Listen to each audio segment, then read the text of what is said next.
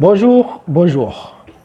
Donc voici comme prévu la deuxième partie du chapitre, la combustion du butane. Dans cette partie-là, on va aller très vite, faire rapidement une expérience, chercher l'interprétation, ça veut dire les réactifs et les produits, avant de passer à la conclusion. Et dans la conclusion, on va surtout rapidement donner le bilan. Avant de passer la dernière partie du la dernière partie du chapitre, ça veut dire combustion complète ou incomplète. Dans l'expérience de la combustion du butane, on va brûler du butane dans l'air. C'est quoi le butane? C'est tout simplement le gaz qu'on peut trouver dans le briquet. Par exemple, dans un briquet comme ça, le gaz à l'intérieur, c'est du butane. Donc, on a besoin dans cette expérience, on a besoin le butane du briquet. À la place du briquet, je remplace un brûleur. Dans le brûleur aussi, il y a une bouteille qui contient du butane, comme celle-ci. Voilà, donc on peut lire facilement butane ici. Donc voici le brûleur allumé. On va essayer de régler la flamme avec la molette jusqu'à ce que la flamme soit le moins visible possible. Donc on vérifie comme ça.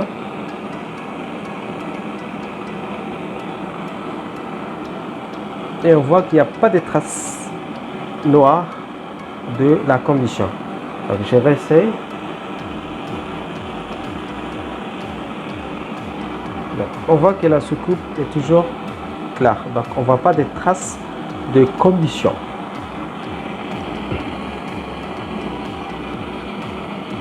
Je prends un petit bas-essai et je récupère le gaz produit par la combustion du butane dans l'air.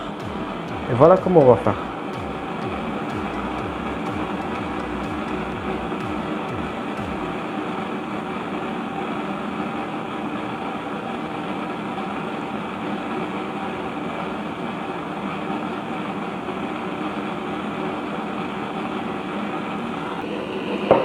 Je vérifie rapidement avec l'eau de chaud dans le gaz. Donc, rapidement, on fait rapidement un peu de l'eau de chaud. Et je vais essayer de agiter pour bien mélanger le gaz et l'eau de chaud.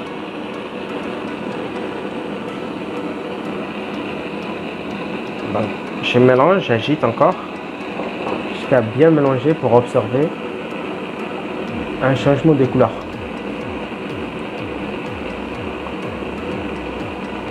Ça se voit que là, l'eau de chaud a changé de couleur. On dit que l'eau de chaud c'est trouble, alors qu'auparavant la couleur était limpide. L'eau de chaud est initialement limpide.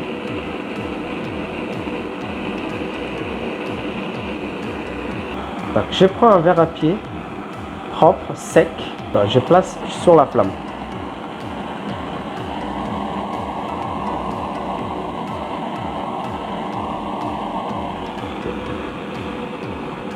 Donc, là, on voit pas très bien, mais là, au fond du verre à pied, on voit un peu de vapeur d'eau. De toute façon, il n'est pas facile d'observer de la vapeur d'eau ici à Djibouti, parce que votre livre aussi reconnaît cette difficulté et il dit il est très difficile à observer à Djibouti à cause de la chaleur ambiante et du degré d'humidité fort. Mais on a essayé quand même. Interprétation. Donc, d'abord, on cherche les réactifs. C'est quoi les réactifs? On l'avait dit, ce sont les corps consommés. C'est aussi le combustible et le carburant qu'on a mis ensemble au départ dans la combustion. Donc, on va donner rapidement. Donc, on avait dit qu'on a brûlé du butane dans l'air. Donc, on a deux réactifs.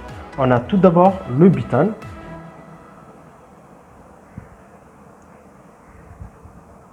Et le dioxygène de l'air. Donc, on l'avait déjà dit dans le premier chapitre, dans la première vidéo, que c'est le dioxygène de l'air qui intervient dans la réaction. Et dans les produits. Donc, dans les produits, on a surtout fait 2 tests. Tout d'abord, on a fait le test à l'eau de chaud et on avait vu que l'eau de chaud a changé de couleur. Donc, l'eau de chaud se trouble. Comme celle-ci, par exemple, on a vu que l'eau de chaud se trouble. Donc, a changé légèrement de couleur. Cela montre la présence de dioxyde de carbone. Donc, premier corps qui apparaît dans cette combustion, c'est le dioxyde de carbone. On a vu également le verre à pied qu'on l'avait utilisé. Au fond du verre à pied, on avait remarqué la présence de la vapeur d'eau, qui n'était pas tout de même facile à observer. Mais voilà, donc il y a également la présence de l'eau et de l'eau. Voilà. Dioxyde de carbone et eau. On a 2 corps qui apparaissent. Conclusion, on va donner rapidement la conclusion. Bilan. C'est quoi le bilan? On l'avait déjà parlé dans la première vidéo. C'est une façon de mettre ensemble le réactif et les produits. Donc, on va donner comme la dernière fois. Donc, il y a entre les réactifs et les produits, il y a une flèche. Cette flèche, c'est lui, ça donne. Donc, on va dire butane plus dioxygène. Ce sont les 2 réactifs. Et ici, on a simplement des produits. Dioxyde de carbone plus eau. Donc, si je continue un peu, donc je vais également donner l'équation bilan. C'est quoi l'équation bilan? On l'avait déjà parlé ça aussi. Il suffit de remplacer chaque élément par son symbole ou par sa formule chimique. Le butane, c'est C4H10. Le dioxygène, O2. Le dioxyde de carbone, CO2. Et l'eau, la formule chimique de l'eau, c'est H2O.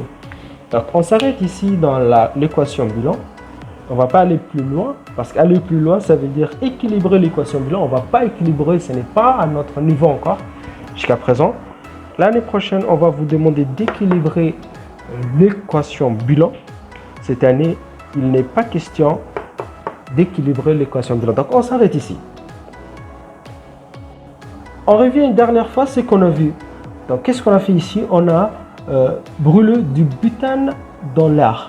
Donc, on a vu l'expérience et on a cherché les réactifs et les produits dans l'interprétation. On a dit, donc, on avait mis ensemble au départ le butane et le dioxygène de l'air et il s'est produit 2 éléments, 2 corps, du dioxyde de carbone et de l'eau. Donc, l'eau, on l'avait surtout observé la vapeur d'eau. Le dioxyde de carbone, on l'a vérifié avec l'eau de chaud. Dans la conclusion, on a donné l'équation bilan. D'un côté le réactif, de l'autre côté le produit. On avait 2 réactifs, le butane et le dioxygène.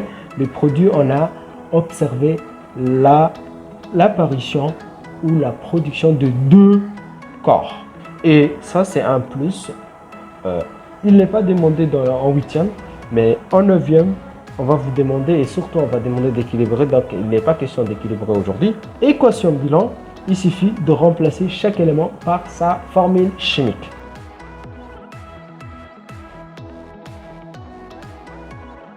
Là, je brûle d'un côté du papier et du charbon. De l'autre côté, je brûle du pétrole lampant. Donc, on voit bien la différence de couleur. Ici, à gauche, ici à droite, la couleur de flamme est jaune. Ici, la couleur de flamme est transparente. Donc là, on a une combustion complète. Alors que là, on a une combustion incomplète. C'est la différence entre les deux. D'abord sur la combustion complète. Donc ici, les soucoupes est toujours propre. Pas de traces de combustion. Sur la combustion incomplète, on remarque un peu de traces noires de la combustion incomplète. Ces traces noires consistent le dépôt sur la soucoupe de carbone, des matières qui ne sont pas brûlées. Dans l'expérience, on a vu la différence entre les 2 combustions, la combustion complète et la combustion incomplète. Voilà, c'est ce qu'on avait vu. On a vu que la flamme était différente entre les 2 cas. Ici, dans la combustion complète, la flamme était invisible, bleu invisible. Ici, la flamme était jaune. Donc là, dans une combustion incomplète, on a on n'a pas vu un dépôt noir sur la soucoupe.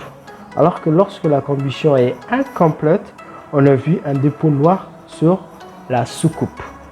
La raison et la différence entre ces deux combustions, c'est que ici, dans la combustion complète, le dioxygène est suffisant. Donc, on a suffisamment de dioxygène qui brûle le butane ou bien le combustible. Alors que dans une combustion incomplète, on a le dioxygène apporté par l'air est insuffisant. C'est pour cela qu'on a vu des dépôts noirs sur la soucoupe.